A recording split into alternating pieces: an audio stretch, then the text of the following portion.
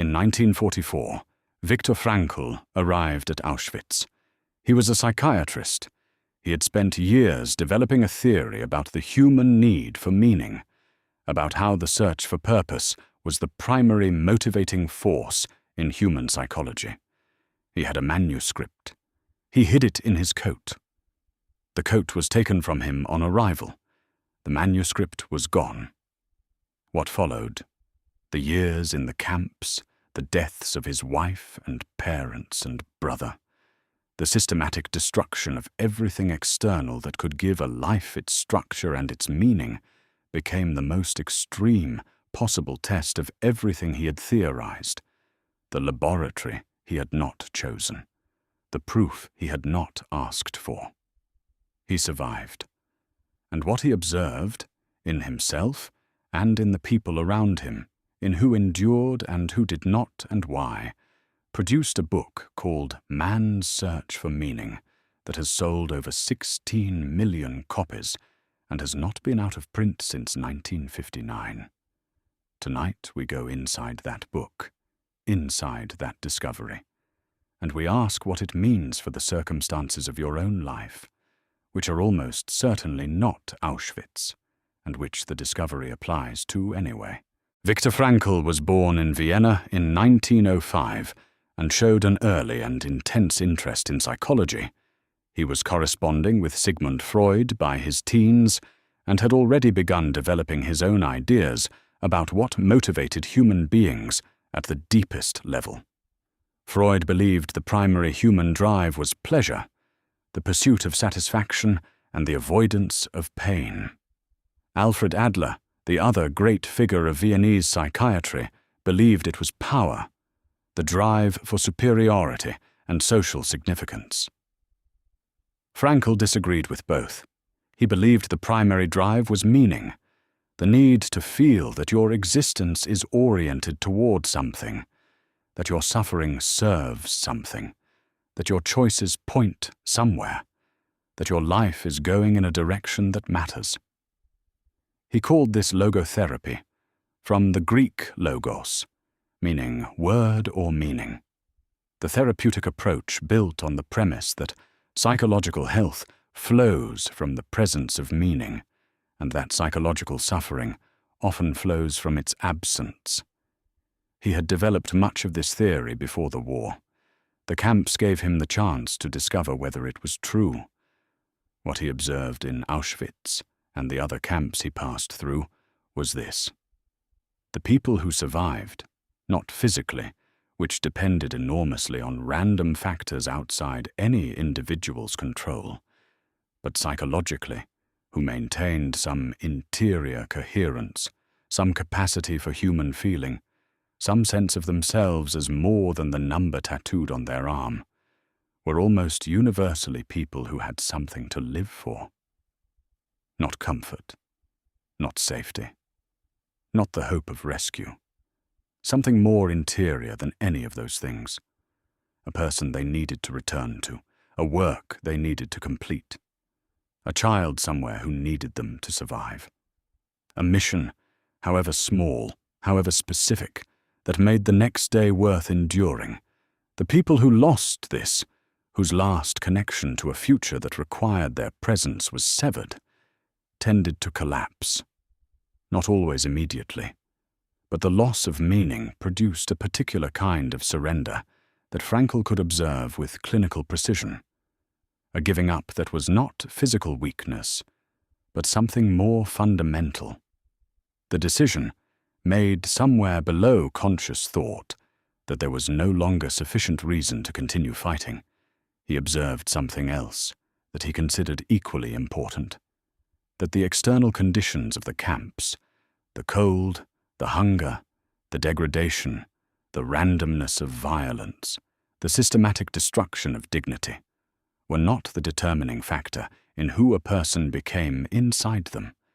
He saw guards who were brutal and guards who showed small, covert kindnesses. He saw prisoners who became cruel and exploitative, and prisoners who gave away their last piece of bread. The same external conditions produced radically different human responses. which meant that the external conditions, as extreme as they were not the whole story. There was something else operating, something that the conditions could not fully determine. He called it the last of the human freedoms, the freedom to choose your attitude toward what is happening to you, the freedom that cannot be taken even when everything else has been. The space, however narrow, however hard to occupy, between what happens and how you respond. Between stimulus and response, there is a space. In that space is our power to choose our response. In our response lies our growth and our freedom. He wrote that not as a comfortable abstraction. He wrote it having watched it be true inside Auschwitz. Frankl identified 3 primary ways in which human beings find meaning. Not the only ways, but the 3 most reliable, most universally available, most capable of sustaining a person even through extreme suffering. The first is through what we give to the world. Work, in the broadest sense, not employment necessarily, but creative contribution. The thing you make or build or offer that would not exist without you. The sense that your presence in the world produces something, however small, however unrecognized, that justifies the space you occupy. This is why the loss of meaningful work produces such specific suffering. It is not just boredom. It is the loss of one of the primary channels through which a human life touches the world and feels that contact.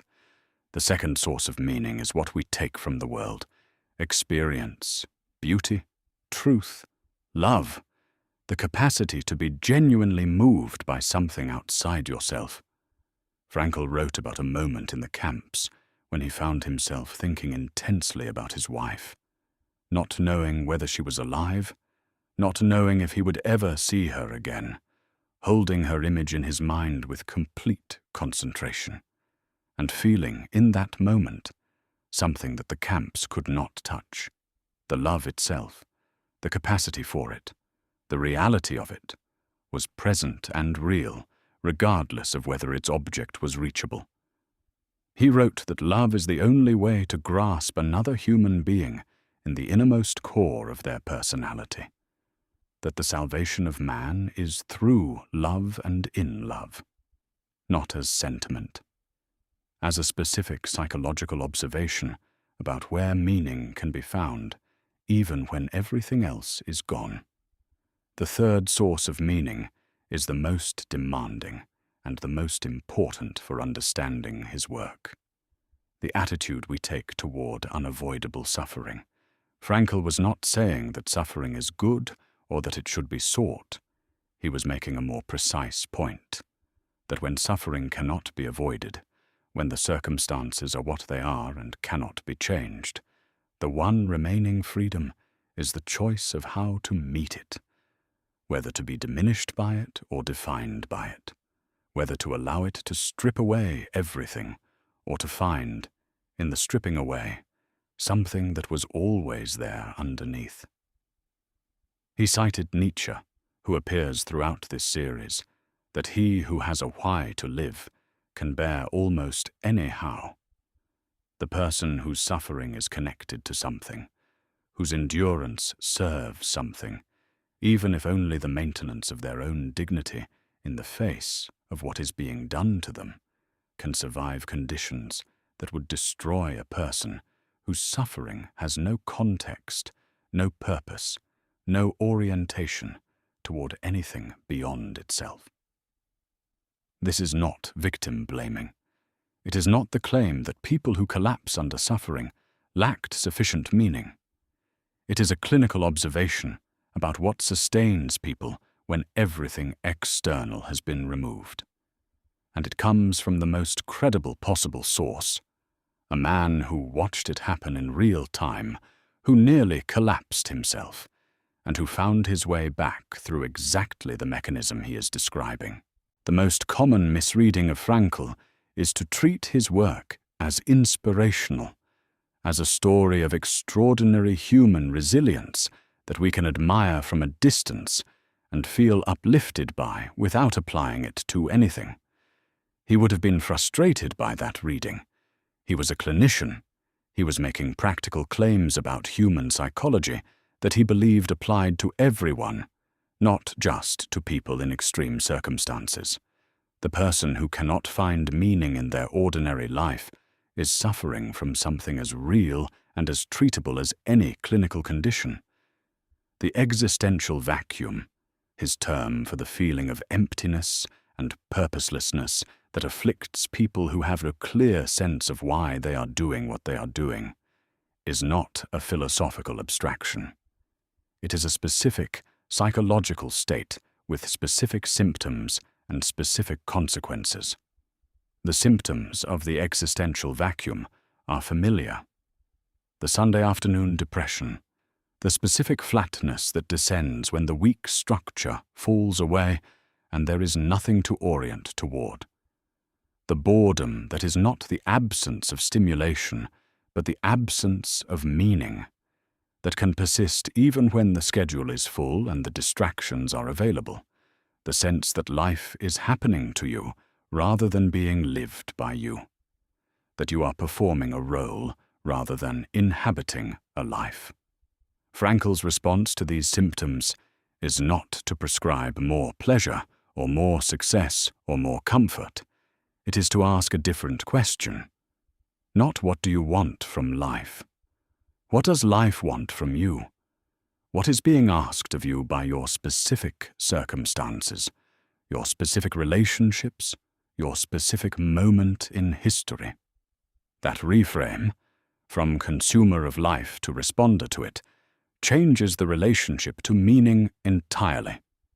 Meaning is not found by looking inward and identifying what you want. It is found by looking outward and identifying what is needed. What only you can offer. What your particular combination of experience and capacity and circumstance makes possible that would not be possible without you. Frankl rebuilt his manuscript from memory after the war. He wrote Man's Search for Meaning in 9 days. He went on to become one of the most influential figures in 20th century psychology, to lecture across the world, to meet with presidents and philosophers and ordinary people who had found in his work something they could not find elsewhere. He lived until 1997. He was 92 years old. He had outlived Auschwitz by 50 years and spent every one of those years doing exactly what he had observed sustained people in the camps, orienting his existence toward something beyond himself, finding in that orientation a reason to keep going that did not depend on his circumstances being comfortable or his future being guaranteed. The circumstances of your life right now are not Auschwitz. That matters.